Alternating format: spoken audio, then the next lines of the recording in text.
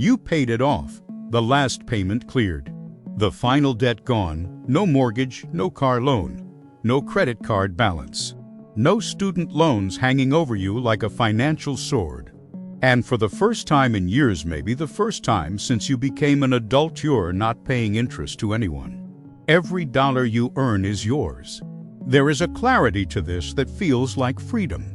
You tell people, they congratulate you.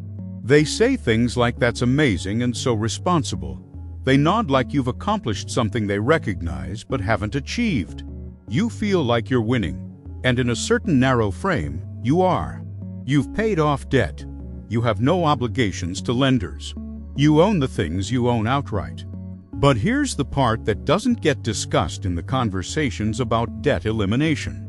The wealthy aren't trying to do what you just did. They're not celebrating zero debt. They're not proud of owning things outright. They're doing something else entirely. And the gap between debt-free and their position is not about how responsible you are or how much you've earned. It's about the game being played by different rules in different leagues. Today, we talk about what those rules are. Not to convince you that debt-free is bad, but to show you the specific ways that debt-free and wealthy operate on completely different financial principles and how missing that distinction is costing you real wealth. The game the wealthy play: strategic debt. Here's what the wealthy actually do with debt. They use it strategically. They borrow at low interest rates to purchase assets that appreciate or produce income at rates higher than the interest cost. They own their personal residence with a mortgage when that mortgage is available at 5 or 6%. Because the capital freed by not paying it off can be invested at 7 or 8%. The spread, the difference between the cost of the debt and the return on the alternative investment, is profit. They use mortgage debt strategically across multiple properties because real estate debt is collateralized, relatively inexpensive, and the spread between borrowing cost and appreciation or rental return produces leverage that wealth builds on. None of these wealthy people are celebrating being debt-free. They're optimizing the spread between cost of capital and return on deployment. To them, debt is not a failure of discipline, it's a tool. And understanding how to use a tool is different from wanting to get rid of it entirely. The numbers that show the gap. Let's get concrete about what this looks like financially. Person A, you debt-free, $1.5 million in net worth. Paid off home worth $400,000. Investments of $1.1 million. Zero debt. Monthly income from employment, $7,000. Investment income, roughly $5,000 monthly from the $1.1 million invested at 5% yield. Total monthly income, $12,000, no debt service. After living expenses, you have cash available. But your wealth building capacity is constrained by your ability to save from income. Person B, wealthy investor. Debt-free position in terms of net worth is similar, $1.5 million net. But the composition is different. Primary residence with a $1 million mortgage at 4%. Investment portfolio of $2.5 million. The debt service on the mortgage is approximately $4,000 monthly. But the $2.5 million investment portfolio at 5% yield produces roughly $10,000 monthly. The mortgage payment of $4,000 is covered by the investment income with $6,000 left over, plus whatever they're earning from their career or other sources. Same net worth. Radically different cash flow situation. Person B's balance sheet has more debt, but their debt is financing assets that exceed the debt. Their monthly cash flow is dramatically better because they're using borrowed money to control more assets. And those assets are generating returns that cover the borrowing cost plus additional profit. Person A looks more financially stable. Person B is building wealth faster. Why the mortgage example matters. This is worth examining because it's the most accessible version of the principle. You have a $400,000 home paid off. You feel good about this. No mortgage payment. It's yours. A wealthy investor has a $1 million property with a $400,000 mortgage at 4%. Monthly mortgage cost for you, 0. Monthly mortgage cost for them, approximately $1,900. They're paying $1,900 per month to own an asset worth $600,000 more than yours.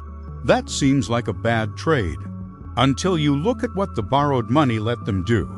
The capital they didn't use to pay off the property $400,000 is invested elsewhere at 5, 6, or 7% return.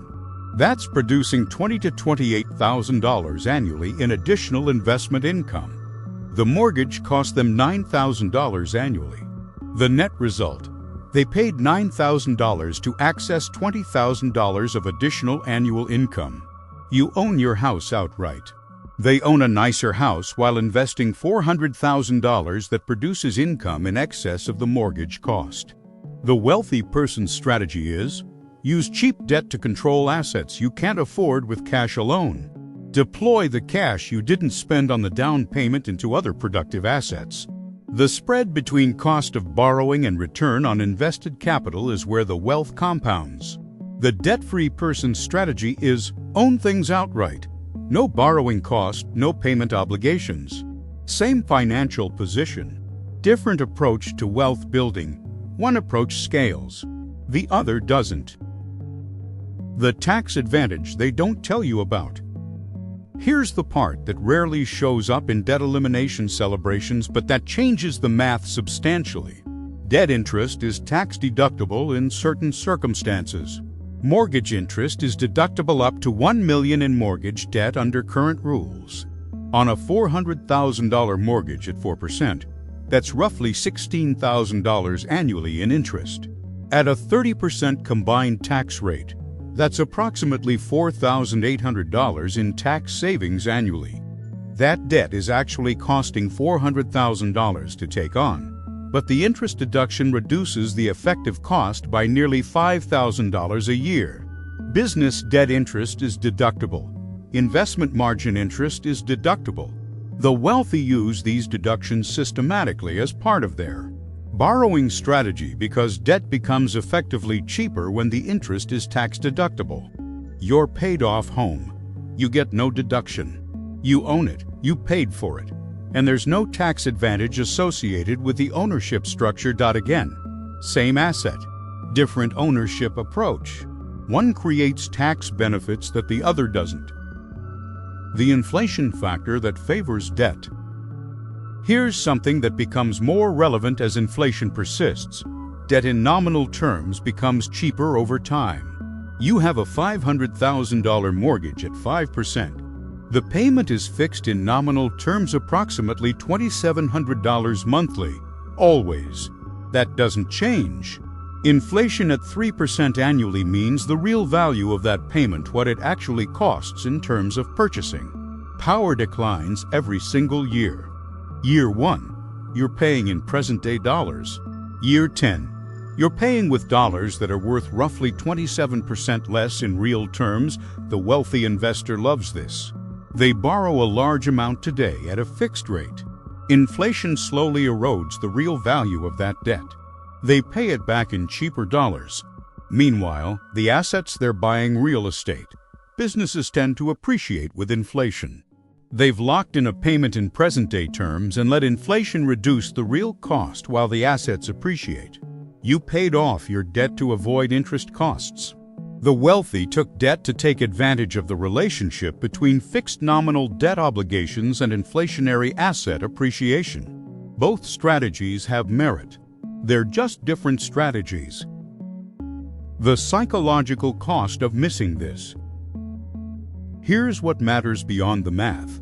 The psychological cost of not understanding this gap. You've internalized a message: debt is bad. Being debt-free is good. The wealthy got that way by avoiding debt and being responsible. That sounds wise and is partially true and is also incomplete in ways that matter. When you see wealthy people with significant debt loads, you don't understand why. You might judge it as irresponsible.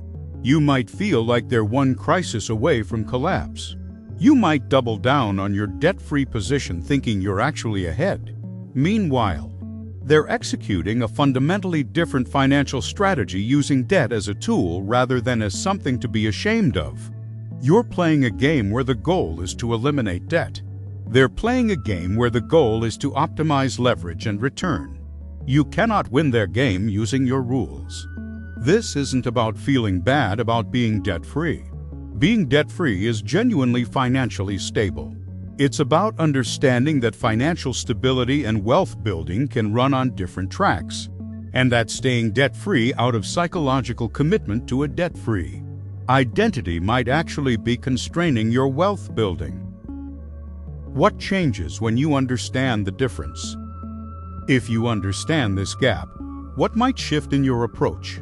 You might keep your paid-off home but take a strategic mortgage against it, not to increase consumption, but to redeploy the capital into higher return investments.